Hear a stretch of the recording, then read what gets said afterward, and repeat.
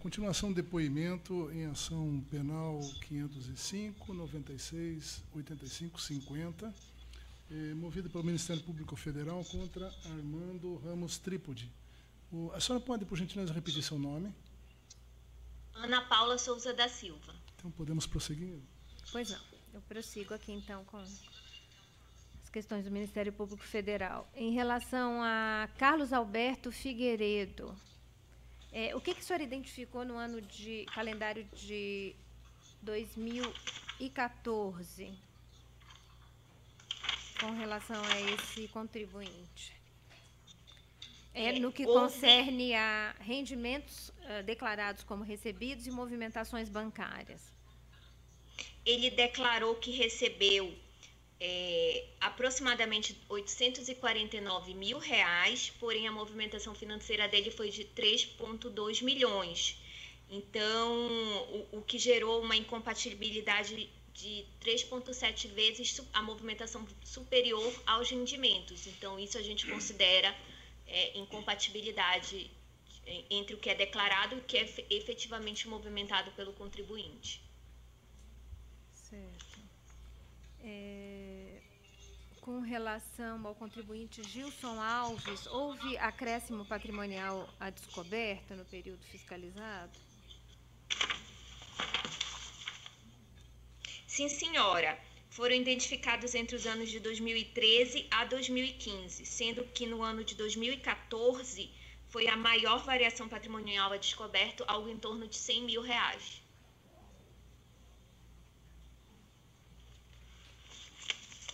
Certo.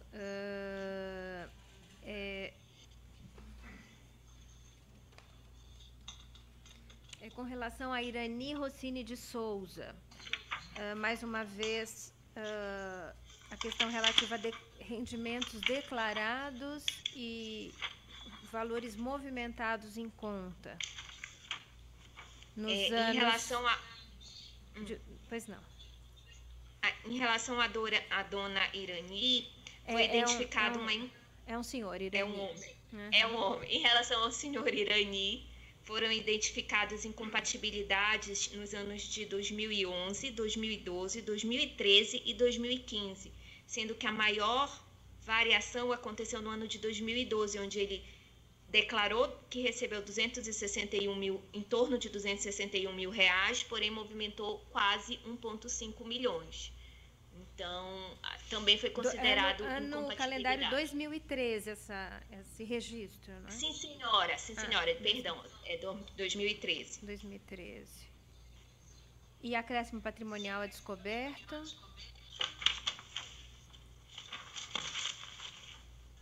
Foi observado no ano de 2009 e no ano de 2013 e 2015. Sendo que nos anos de 2013 e 2015 foi algo em torno de, pelo menos, entre 160 mil e 120 mil, respectivamente. Certo. Ainda nesse mesmo IPEI, a empresa Mendes Pinto Engenharia, ela declara, entre as suas fontes pagadoras, o recebimento de mais de 48 milhões da Petros.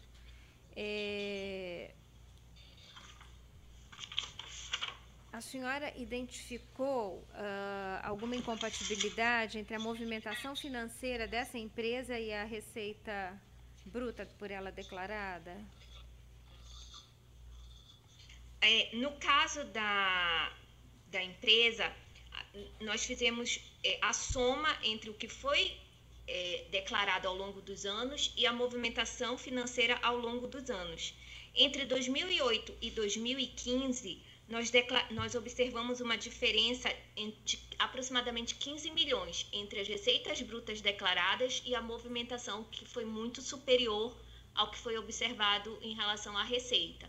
Então, a gente também apontou como incompatibilidade entre receita e movimentação algo em torno de 15 milhões entre os anos de 2008 a 2015. E a senhora chegou a levantar aqui o número de empregados na página 92 do IPEI. A senhora refere que a empresa tinha, no ano de 2009, quantos empregados? Em 2007, 2008 e 2009, um único empregado registrado. Em 2010, aumentou para 3 empregados. Em 2011, para 4. Em 2012, para 8 empregados. Em 2012, 12 empregados. Não, 2013, 12 empregados. 2014, 15 empregados. E 2015, 8 empregados. Então, no ano de 2010, ela tinha um único empregado. 2009 e 2010, um único empregado. Entre 2007 e 2009, um único empregado. Em 2010, ela declarou 3 empregados. 3 empregados. Pois não.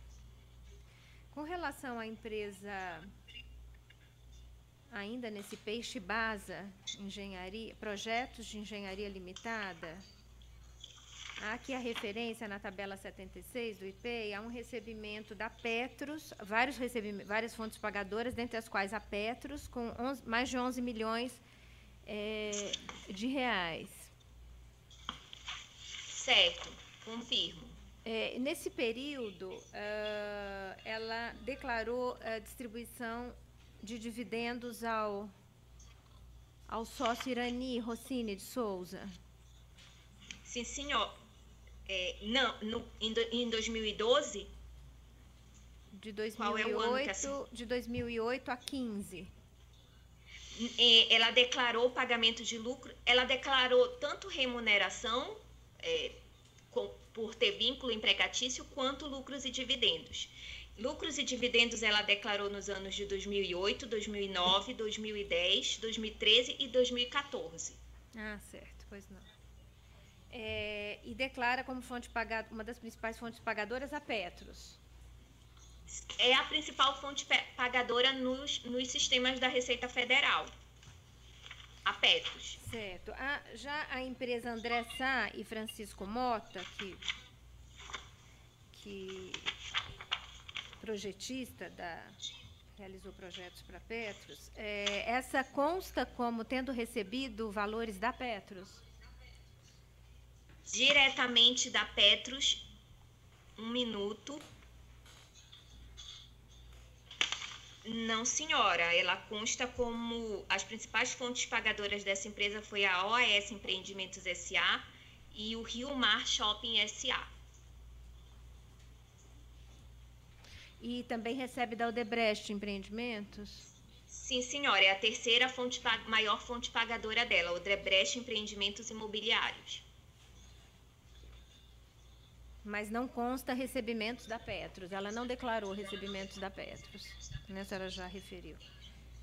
No caso, a Petros não declarou pagamentos realizados para ela. A omissão é da Petros. É da fonte pagadora. Se ocorreu, foi da fonte pagadora.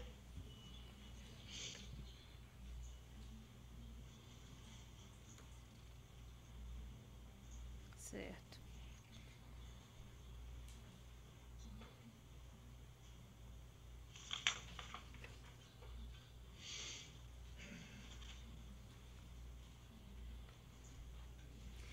Com relação, já agora me refiro ao IPEI PR 2017-0037, o segundo a que fiz referência ao início,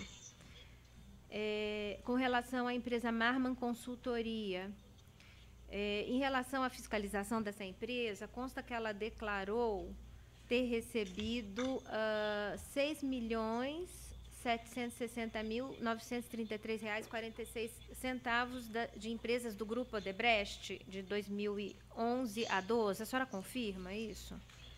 Confirmo isso, a partir de informações da própria fonte pagadora, no caso, as empresas do Grupo Odebrecht. E quantos empregados a Marman tinha entre 2007 e 2016, período da fiscalização? E quem eles eram? 1 minuto. Para a Receita Federal, no caso Engefip, essa empresa declarou apenas os seus próprios sócios como empregados. no caso, o Mário Seabra Soares e o Paulo Afonso Mendes Pinto. Não existia nenhum outro tipo de empregado que foi declarado no período analisado, entre 2007 a 2016. E ela deveria declarar a receita a todos os empregados dos seus quadros, não é? Sim, senhora, e mensalmente, inclusive as entradas e as saídas, as demissões e as contratações. E no período de 2008 a 2015, essa empresa declarou distribuição de dividendos a esses sócios? Sim, senhora. Entre 2008 e 2012, consta o pagamento de lucros e dividendos para os dois sócios, para o Mário Seabra e para o Paulo Afonso Mendes. Nos últimos anos, que são 2013, 2014 e 2015, não consta pagamento de lucros e dividendos. Certo. E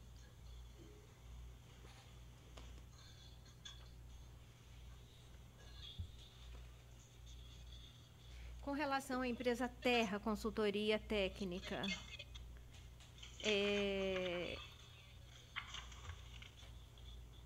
quais foram as informações declaradas à Receita sobre serviços que elas prestaram a empresas do Grupo Odebrecht entre 2012 a 2015?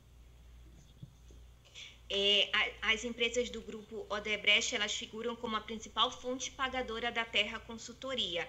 Entre os anos de 12 e 2015, a Odebrecht declara ter pago à Terra Consultoria algo em torno de 24 milhões. E quantos empregados a empresa Terra tinha nesse período e quem eles eram? Entre setembro de 2011, que foi a abertura dela, a 31 de janeiro de 2016, que foi o período da quebra, ela declarou apenas os seus dois sócios como os empregados, no caso o Alexandre Andrade Soares e o Paulo Afonso Mendes Pinto. Não existia nenhum outro tipo de informação de empregados apresentado à Receita. Certo.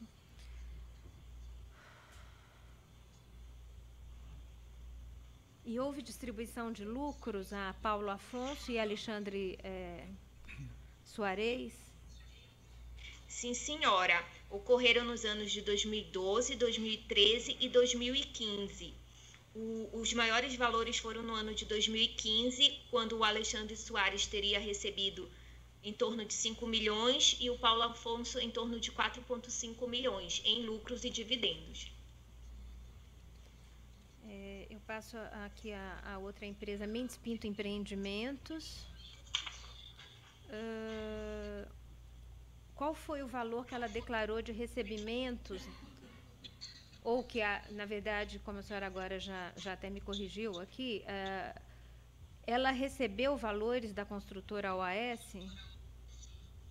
Sim, senhora. Consta um recebimento no ano de 2014 no valor de 4.750.000. A construtora OAS declarando como pago para a Mendes Pinto Empreendimentos. Pois não. Com relação à Serra do Curral, participações, a senhora registra aqui que identificou uma incompatibilidade na movimentação financeira e receita bruta declarada. A senhora pode informar? Sim, senhora. No caso, nós comparamos as receitas que foram informadas pela empresa Serra do Curral com os dados presentes também em DIMOF. E nós observamos uma incompatibilidade em torno de 17 milhões. A movimentação financeira superior em 17 milhões às receitas declaradas como auferidas no período. Com relação... Aí tem uma pequena observação que eu estou vendo aqui em relação a essa diferença, é que ela poderia alegar que eram aplicações financeiras, mas em relação a isso, porque ela também tinha um valor expressivo em aplicações financeiras, mas os bancos nesse período declararam rendimentos em torno de 1,3 milhão. Então, não seria suficiente para justificar os 17 milhões de diferença entre o movimentado e o declarado. Então, pelo menos 15 milhões, mais de 15 milhões tem uma declaração incompatível. Sim, senhora, estariam sem origem clara para a Receita Federal. Certo. Com relação a Alexandre Andrade Soares, a senhora informa que,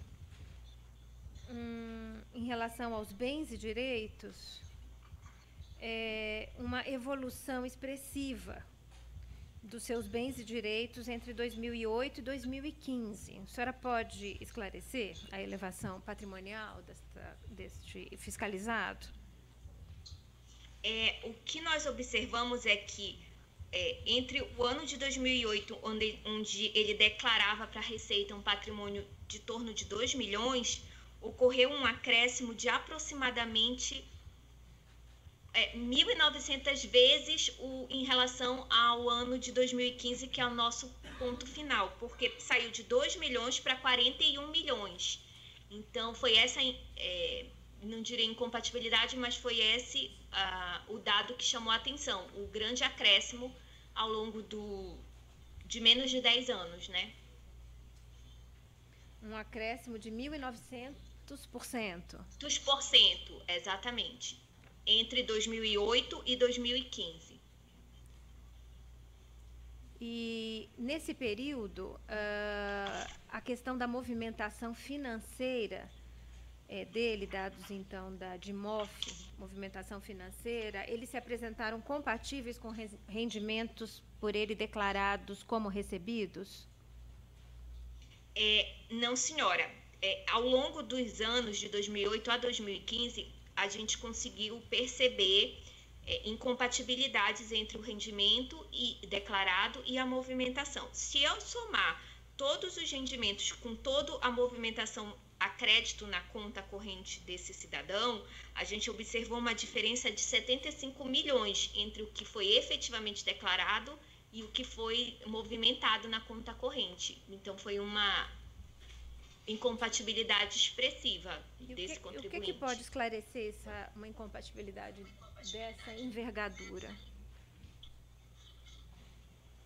Ele tem movimentação de origem não comprovada perante a Receita Federal. É o máximo que a gente... Como eu não tive acesso à análise dos dados bancários, eu não consigo determinar exatamente origens e destinos. O que eu posso apontar no máximo é essa incongruência entre o que foi declarado e o que foi movimentado.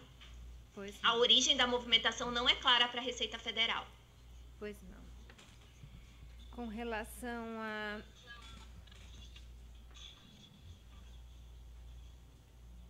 a Mário Andrade Soares, entre 2008 e 2015,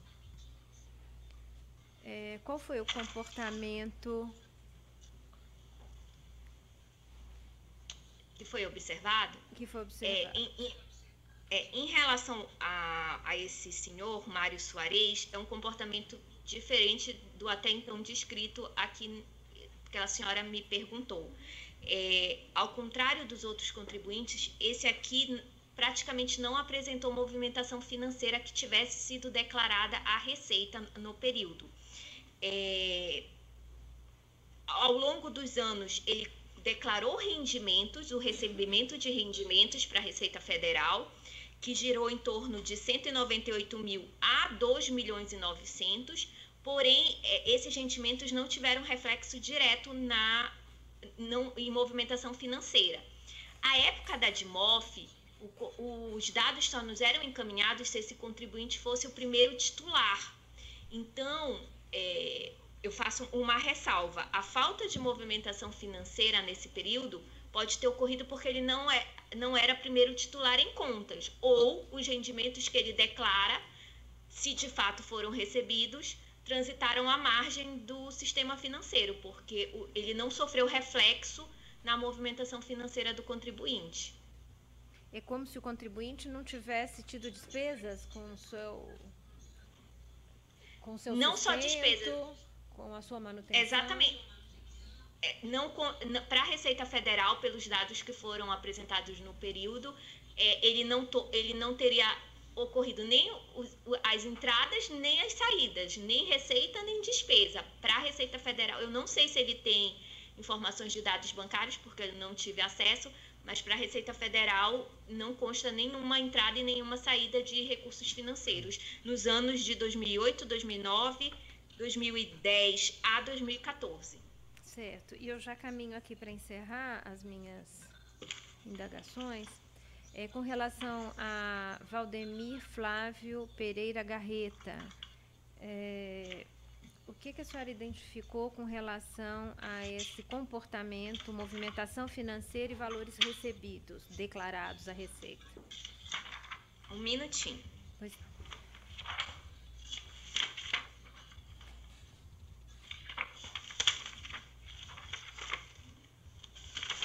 Eu me refiro a informações constantes das páginas 88 e 89 do IPEI. Ok. Encontrei.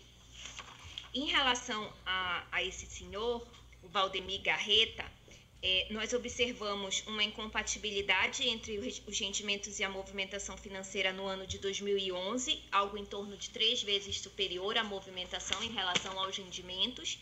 E no ano de 2014, os rendimentos foram declarados em torno de 60 mil, mas a movimentação foi de 8,5 milhões, o que matematicamente demonstra que foi 141 vezes superior aos rendimentos declarados dele. Em 2015 também teve uma incompatibilidade em torno de 4 vezes superior, ele movimentou 4 vezes a mais do que foi declarado.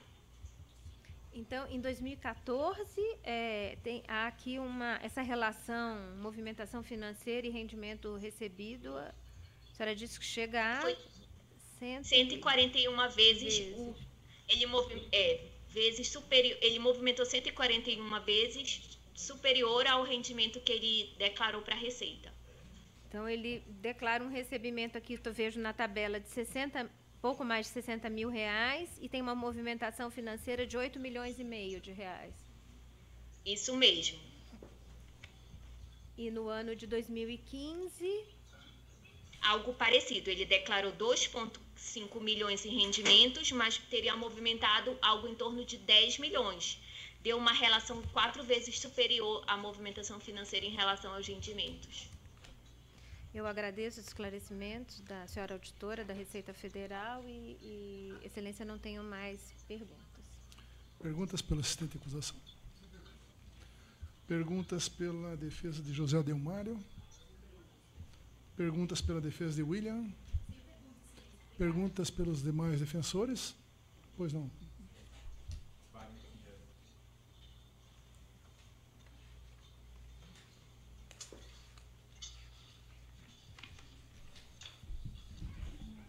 Boa tarde.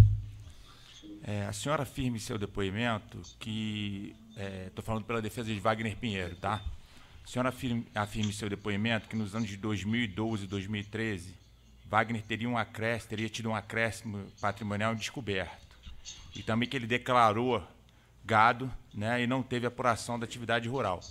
A senhora sabe dizer se desta fiscalização gerou algum auto de infração? No caso, o senhor pergunta em relação ao meu relatório? Isso. Não, senhor, porque no caso não foi uma fiscalização formal. Eu apenas atendi um pedido de quebra de sigilo fiscal proposto pelo Ministério Público. No caso, eu apenas fiz a análise dos dados fiscais. Isso não foi um procedimento de fiscalização formal.